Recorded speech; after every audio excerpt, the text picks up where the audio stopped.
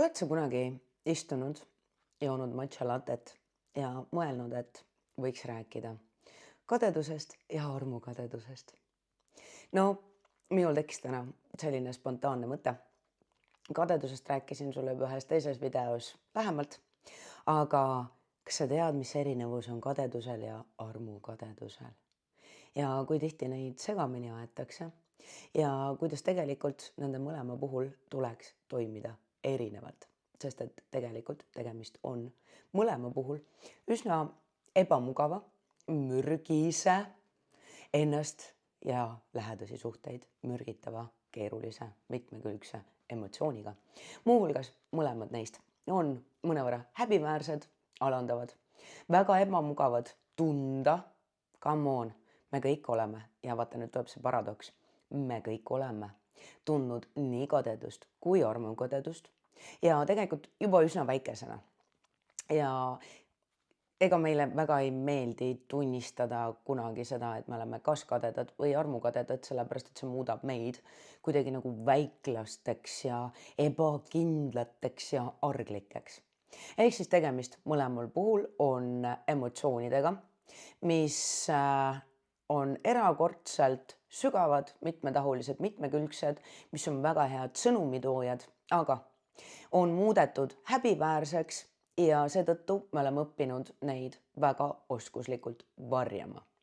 Ja nüüd just nimelt seetõttu saavad need mõlemad meie sisemaailmas hakata vohama ja siis katkuna levida ka kõigisse, eriti meie jaoks olulistesse, lähedastesse suhetesse.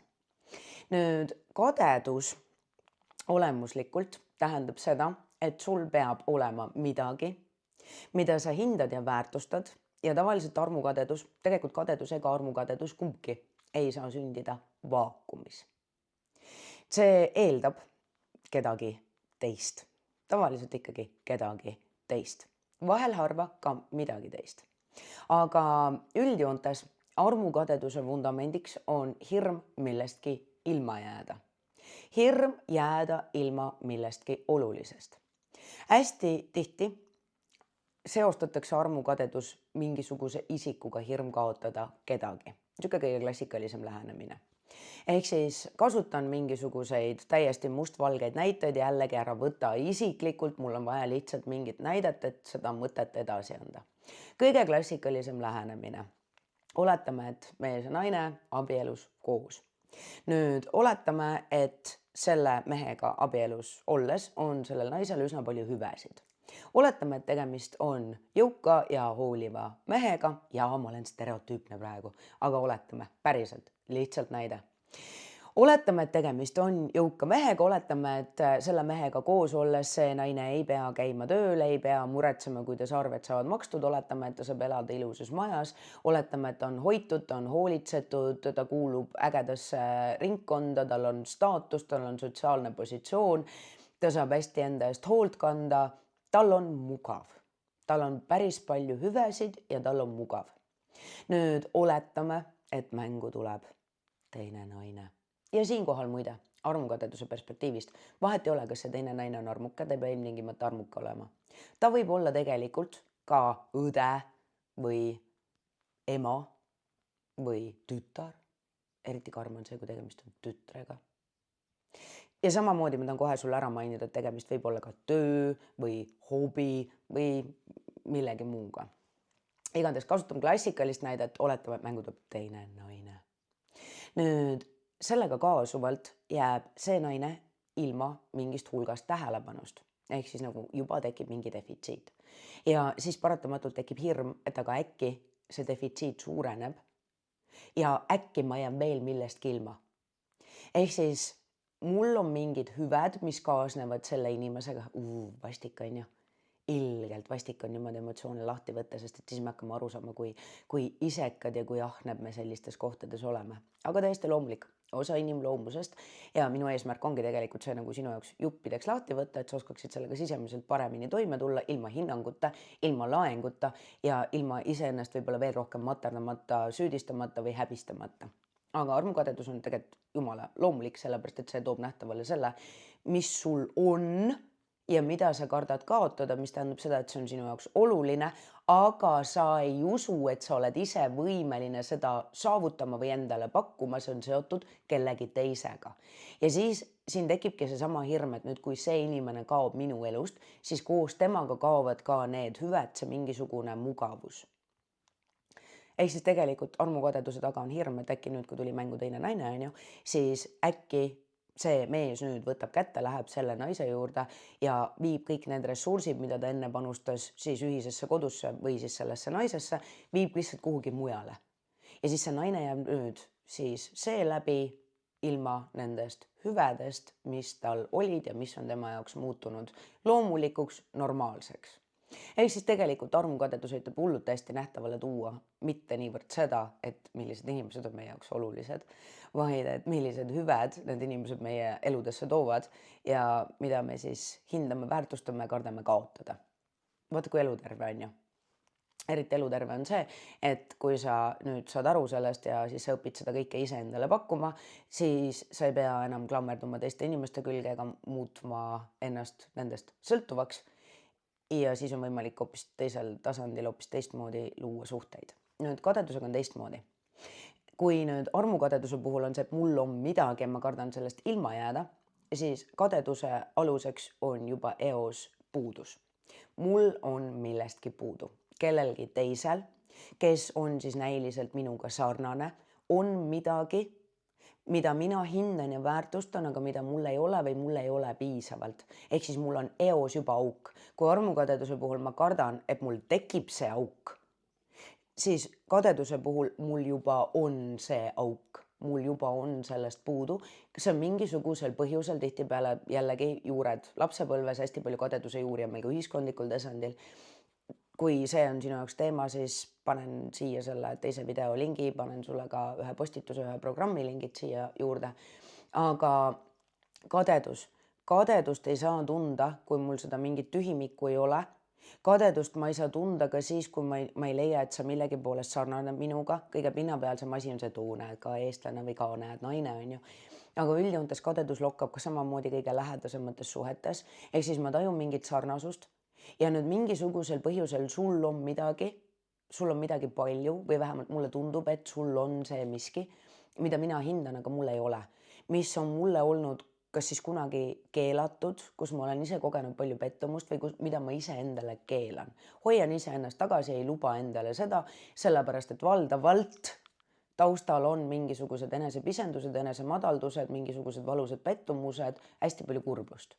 Ja see kõik on läbi töötamata ja siis on saanud, selle tulemusel on siis tekkinud üsna palju lugusid, mis on saanud osaks minapildist.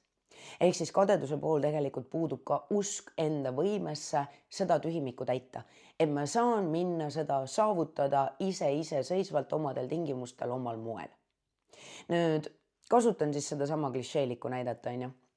Oletame, et nüüd seesama naine, kes on siis abielus selle rikka eduka mehega, on minu õde. Tuleme samast perest, oleme sarnased, on ju. Ja nüüd oletame, et mina olen siis, ma ei tea, mingi üksik ja kibestunud ja hullult pingutan ja pushin ja mul hullult raske, mul hullult õnnetu ja mitte kuidagi moodi, mitte keegi pööra mulle tähelepanu ja siis nagu tal on nagu siuke mees ja siuke elu ja mul tundub, et see on lust ja lillepidu, kuigi ma tegelikult ei näe suletud uste taha ja ma ei tea, mis seal tegelikult toimub, aga mulle tundub, et ta elab nagu unistuste elu. Mis siis, et võib-olla seesama rikas edukas mees on nagu hullult manipuleeriv, vägivaldne, mis siis, kui ta äkki peab nagu kogu aeg kooskõlastama, luba küsima, et kas või mingisugune kopikaski kuhugi kulutada. Ma ei näe seda. Kadedus on alati ülipinnapealne, on ju. Aga ma olen kade, sellepärast me oleme sarnased, come on, sama veri, sama liha, eks ju, ja tal nüüd siis kuidagi läheb nagu elus paremini ja mina ju tean, et ta ei ole ju minust parem, tal on ka mingid vigad ja puudused, on ju. Ja võib-olla ma isegi arvan, et ma olen kuidagi tast nagu mingi ägedam või targem või ilusam või whatever, noorem, mis iganes. Nüüd mina hakkan teda kadestama ja oi, kus see hakkab ussitama ja kus ma võin hakata ussitama nende suhet ja kus ma võin eemalduda oma õest, sest et mul selle kadedusega raske toime tulla. Ma võin isegi hakata ta meest üle lööma, kui ma arvan, et see on nagu ainuke viis, kuidas ma saan ka selle, mis mul puudu on. Ehk siis kadedus on pinnapealne ja kadedus kadestab tavaliselt pinnapealsel tasandil midagi, sest et seal kusagil seal all me oleme loonud seose selle vahel, noh, et näiteks materiaalne turvatunne või emotsionaalne turvatunne või õnn on seotud millegi välisega, noh, a la näiteks siis selle rikka eduka mehega või siis mingisugusesse ringkonda kuulumisega ja siis me hakkame kadestama seda. Aga kadedus toob tegelikult tavaliselt nähtavale mingisuguse sügavama emotsionaalse augu, tühimiku, täitmata karika. Ja ühest küljest kadedust on võimalik kasutada inspiratsiooni imetlusena, noh, et eriti siis, kui me räägime siiski kellestki, kes läheb ja teeb ja võib-olla saavutab näiteks tööalaselt mingisuguseid asju, mis on sinu enda jaoks olulised, kus sa ennast oled tagasi hoidnud, võib-olla uskunud varem endasse, et sa oled võimeline seda saavutama.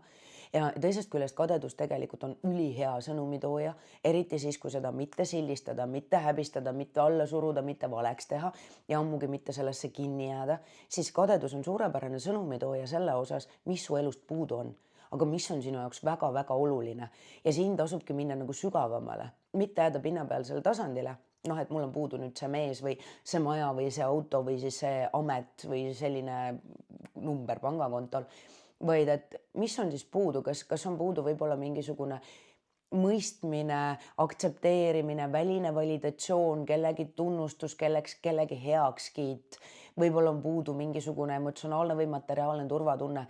Mis on see, mis on sinu jaoks päriselt oluline, aga mida mingil põhjusel sul praegu ei ole piisavalt?